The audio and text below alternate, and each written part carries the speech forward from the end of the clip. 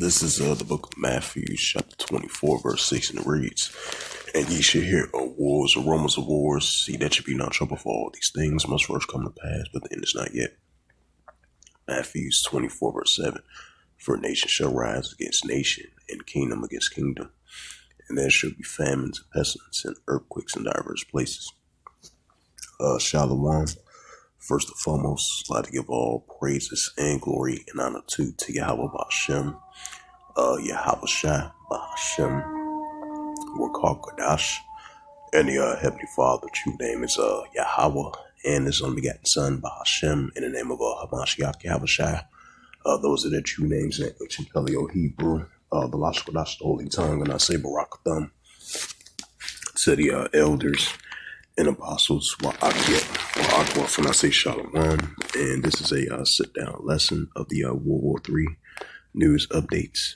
Now, as we seen last night, before the deadline, that 8 o'clock p.m. Tuesday deadline that Trump put out for the Iranians to open up the Strait of Hormuz. Now, the Iranians in the United States and Israel came to an agreement that's, I think, about for like 2 weeks to halt strikes against one another. And I believe the pro-Iranian groups, they was in on it well too, to hold strikes as well too. So now I believe the leaders of Iran and the leaders of the United States, they're gonna have some type of talks, extending the talks and negotiations even more on March the 10th, I believe. And they're gonna have talks with the meditators from Egypt and Pakistan was able to pull off this 2-week deal to halt attacks from both sides. That's going to last for like 2 weeks. But, from the Iranian side, they were saying this doesn't necessarily guarantee the end of a war, And then you had, I think Benjamin Netanyahu mentioned that, Israel, the United States, and Iran all together agreed to this 2-week ceasefire. But you had Israel Defense Force, Benjamin Netanyahu said he didn't include Lebanon in that. Because at first the United States thought Lebanon was going to be included in that, but I think Benjamin Netanyahu said it last night. He reported on Time of Israel. He was reported that Lebanon is not including in that 2-week ceasefire. And it says right here, this was from 12:21 GMT time. It says the expansion of the IDF strikes is a very clear message from Israel that there is no ceasefire in Lebanon. Right, so that shows that since there's no ceasefire in Lebanon, and keep this in mind, I would say, what was that like for the past 2 years, 2.5 years? It was supposed to be a ceasefire between Hezbollah and Israel. But the Israel Defense Force, they kept on breaking the ceasefire, and then they kept on blaming, the Hezbollah over there in Lebanon for breaking the ceasefire.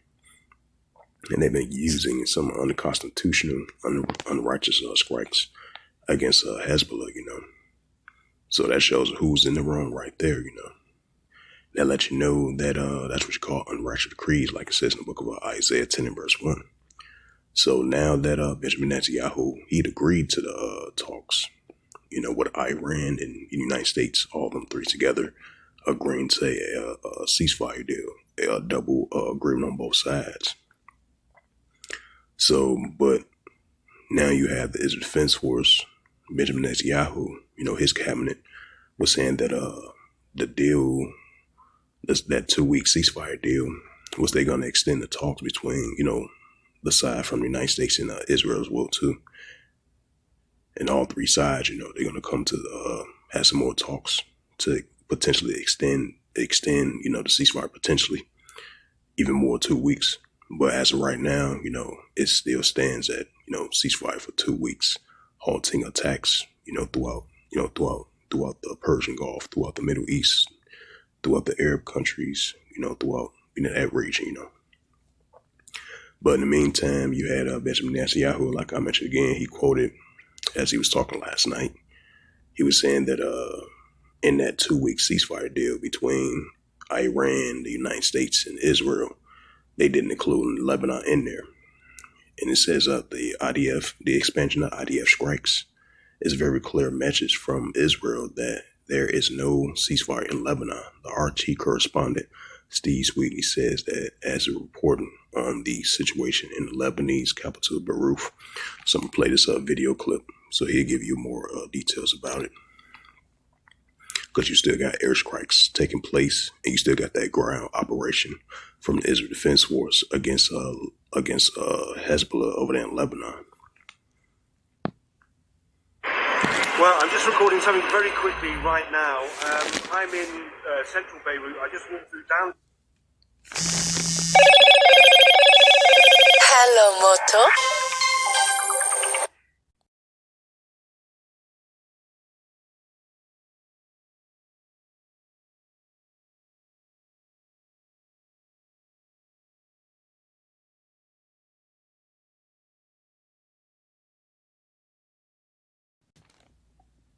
Downtown, and we heard two very loud blasts, one very near where I am right now, which is the Phoenicia Hotel.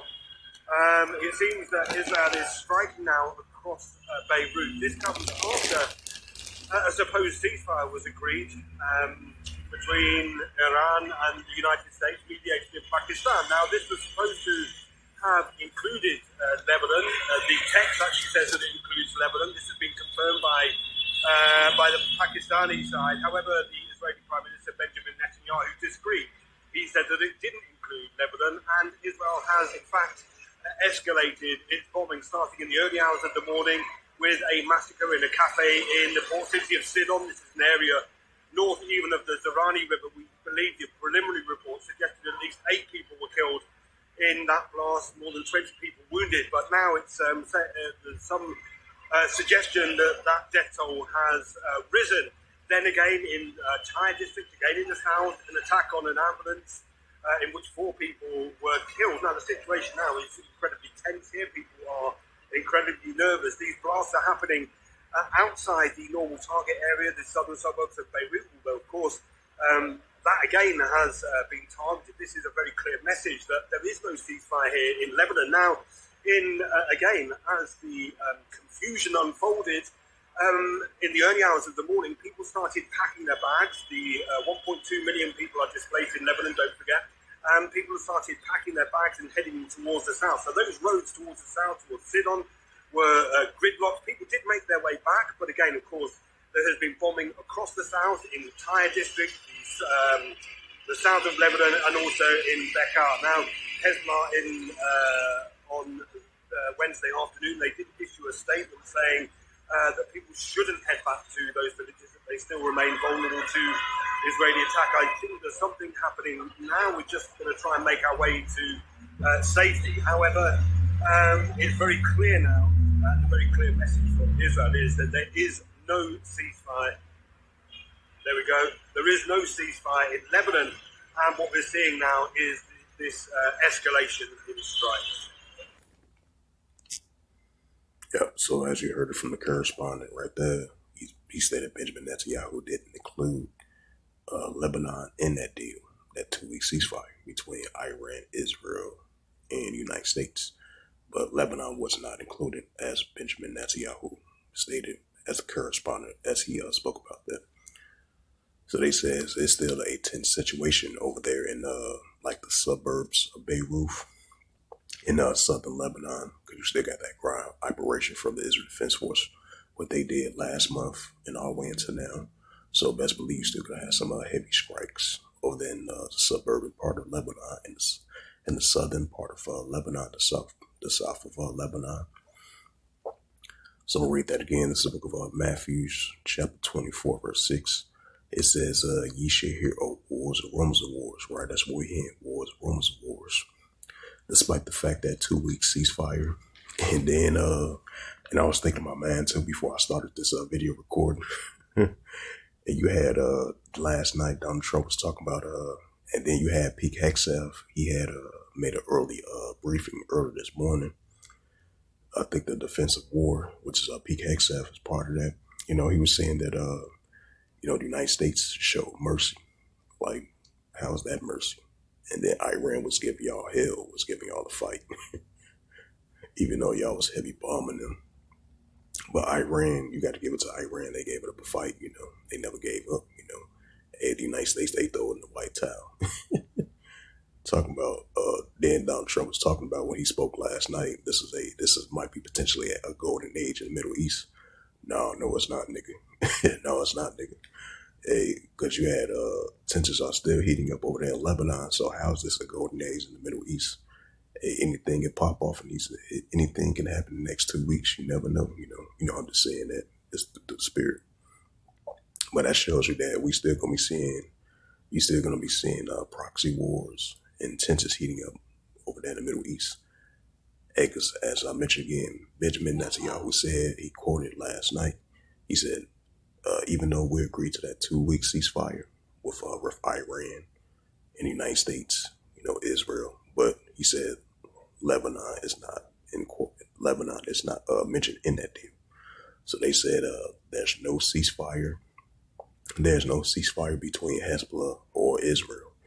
So that lets you know, hey, the action continue to increase. Escalation is only going to escalate between Hezbollah of Lebanon versus the Israelis. Matthews 24 verse 6, and ye shall hear of wars and rumors of wars. Right, that's what we're hearing, wars and rumors of wars. See that you be not troubled, for all these things must first come to pass, but then it's not yet. Right, it's going to come to pass, but not going to end just yet. Matthews 24 verse 7, for nation shall rise against nation and kingdom against kingdom. Right, for nation shall rise against nation and kingdom against kingdom.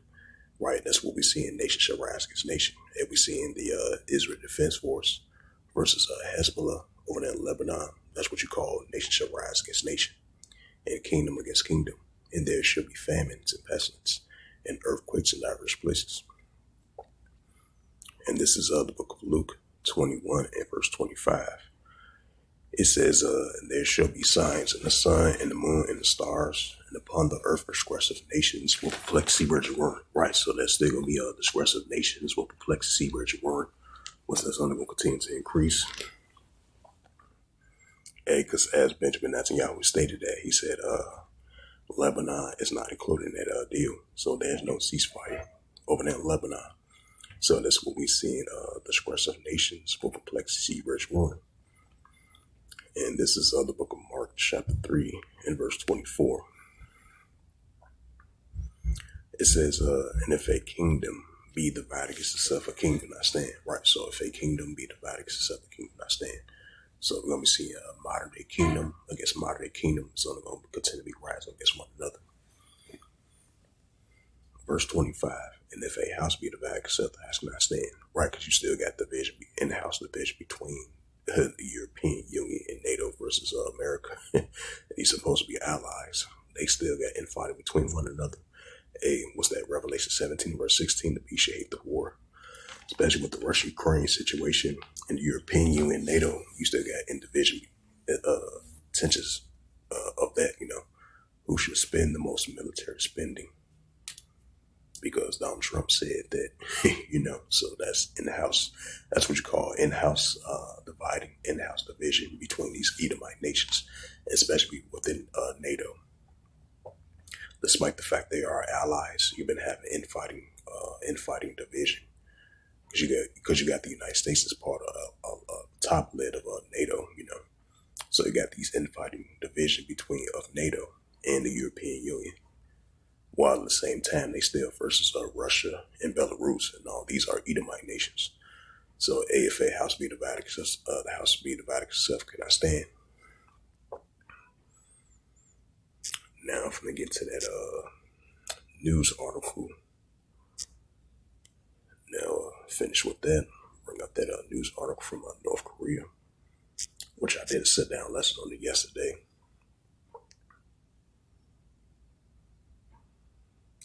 Yep, and this is a news article from North Korea. Now, you had somebody from South Korea, I believe, when I did the sit-down lesson yesterday about the, the wars and rumors of wars, wars and rumors of wars, news updates, sit-down lesson, what I did last night. And then you had some individual from the on the side of South Korea supposedly took a flight, got on a plane, went to North Korea. trying to better relations, trying to have better relations between North Korea. But North Korea was like, no, we don't want no relations with y'all. We look at y'all as the enemy. That's according from the North Korean side, as the news reported. I believe that's from the Associated Press. I believe they reported that.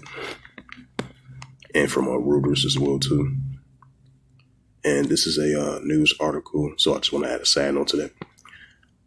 It says a story by Shong Han Chol, published 7 hours ago from MSN.com, and it reads, North Korea fires multiple rounds of missiles after Lee apology. It says North Korea launched multiple rounds of ballistic missiles just days after South Korean President Lee Jae-myung expressed regrets of an incident involving drones that crossed the borders in North airspace. And North Korea was like, we don't care about your apology. We don't want the apology. It was like, we don't care about your apology. We still look at y'all as the enemy. It says Pyongyang launched missiles from near Wonsan towards waters off the East Coast on Wednesday morning. South Korea Joint Chief of Staff said South Korea's National Security Council held an emergency meeting and urged North Korea to stop acts that violate the UN security. They're not going to listen to that. I mean, let's be for real. They're not going to listen to that. If they're not going to listen to the United States or anybody else, best believe they're not going to listen to that. It says hours later, North Korea fired at least one additional ballistic missiles, and the South Korean military said that the missile flight range wasn't immediately clear, but Japan's Coastal Guard said that the projectile likely has already fallen. It says the launch took place days after North Korea's statement conveyed leader Kim Jong-un's rare praise for Lee in response to his apology over their drones. Seoul touted the message exchanged by the two leaders as a meaningful step forward towards a peaceful coexistence. In a statement on Monday, Kim's sister, Kim Yo-jong, had said North Korea refers to the apology as a manifestation of a frank and broad-minded man's attitude. North Korea, however, later dismissed Seoul's interpretation of the statement as a hope-fulfilled dream reading. It says the thematical core of the press statement was a clear warning, a senior North Korean official said in a separate statement. It says the identity of the ROK, the enemy state most hostile to the DPRK, can never change in any words or conduct, the official said. Wednesday's launch also came a day after North Korea fired a projectile that may have been failed weapon test. Yokem News said it might have been a ballistic missile. The projectile fired on Tuesday flew eastward before showing signs of anomaly early in the flight and disappearing.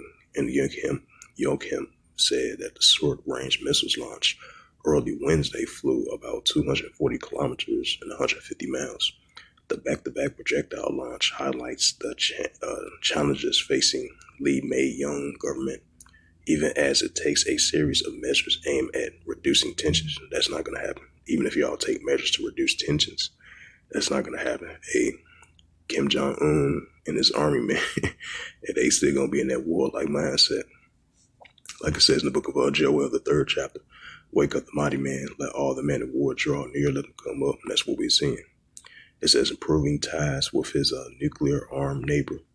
North Korea is trying to block any attempts by Seoul to portray the situation as a diplomatic achievement, to underscore both at home and abroad. This is the one who has the upper hand on the Korean Peninsula, says Lim Yul-chul, professor at the Institute of Far Eastern Studies at Kolyam University, if I pronounced that right. It says the Kim regime has largely ignored the overturns by the Lee's administration by urging Washington to recognize the country as a nuclear power, with assistance from Shenigla Khan and Sarah Hilton in Sean Kim updates the additional missile launch in a paragraph 3. For more stories like this are available on Bloomberg. Right, so this is from Bloomberg, from MSN, about the tensions only going to escalate between North Korea and South Korea. So that apology from the president of South Korea about some type of incident involving drones in northern airspace. So seemed like because you had multiple reports, so but the relations between North Korea and South Korea is it's not going anywhere. It's still going to be tension, still going to be there. As it says again, North Korea fires multiple rounds of missiles after Lee's apology. It's the book of this book of Mark chapter 3 verse 24. And if a kingdom be divided except the king cannot stand. Get to that Matthews 24 and verse 7 once again. Matthews 24 and verse 7. For nation shall rise against nation and kingdom against kingdom. North Korea versus South Korea, Russia versus Ukraine, Hezbollah of Lebanon versus the Israel Defense Force. For nation shall rise against nation and kingdom against kingdom, and there shall be famines and pestilence and earthquakes in diverse places. So this was just a matter of fact, I did a sit down lesson with the Russia-Ukraine updates as well too. So I'm bring that out, then I'm gonna close it out.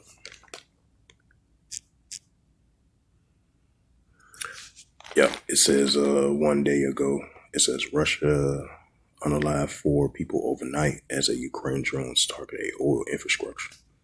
5 days ago, Russia launched a relentless drone missiles attacks on Ukraine. March the 26th, Russia fires 400 drones at Ukraine, signal a spring offensive has started.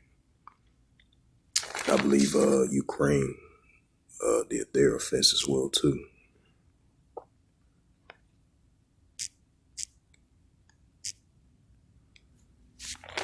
This is from the New York Times, because I remember I did a sit-down lesson on this last night about the Russia-Ukraine news updates.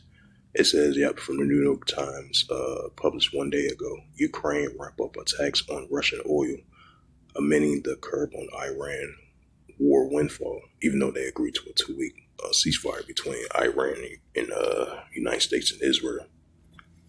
It says aerial drones attack forces a major Russian oil terminal to halt operations as sea drones damages tankers linked to Moscow. Right, so this, it says Ukraine, this is from Intelli News, if I pronounce that right.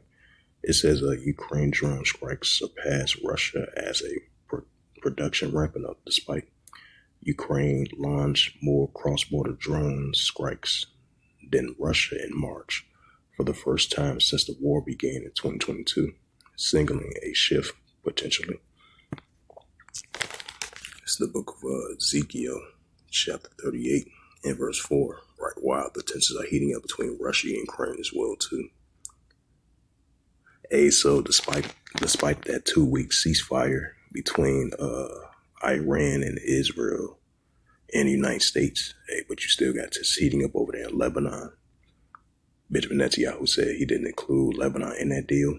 So, you still got this heating up over there in the Middle East. So I don't know what Donald Trump talking about. This might be the new golden age in the Middle East. That's not true. Because you're still gonna have tensions heating up over there in Lebanon between the Israel Defense Force and Hezbollah over there in southern Lebanon. It says Ezekiel, I just want to add a side note to that. At the end, at the same time, you got the European Union, NATO, still versus Belarus and Russia. And then at the same time, you got Russia-Ukraine situation still going on. So you still got nuclear tensions heating up between these nations still around the world, This is Ezekiel chapter 38, verse 4. It says, and I will turn thee back and put hooks into thy jaws, and will bring thee forth in all thy army, horse and horsemen, all of them all close to armor. Even a great couple of bucket shields, all of them handling swords, right? So the prophet Ezekiel was mentioned that the Heavenly Father going to continue to put the hooks and back in the jaws of these Russians while the Russia-Ukraine situation is still going on. And keep this in mind as well, too. I believe it's like day before yesterday, you had Estonia has mentioned sending warnings to Russia in a ballistic state for potential building up their military presence in a ballistic state, saying they have a right to defend themselves. They have no problem to defending themselves, striking Russia if they pose a threat to them.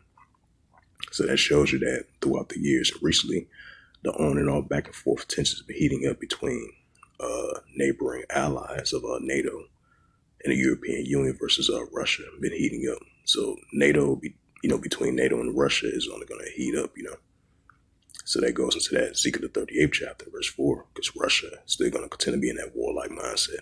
And you're still going to have tensions heating up between Russia and the United States as well, too, of a nuclear arms race.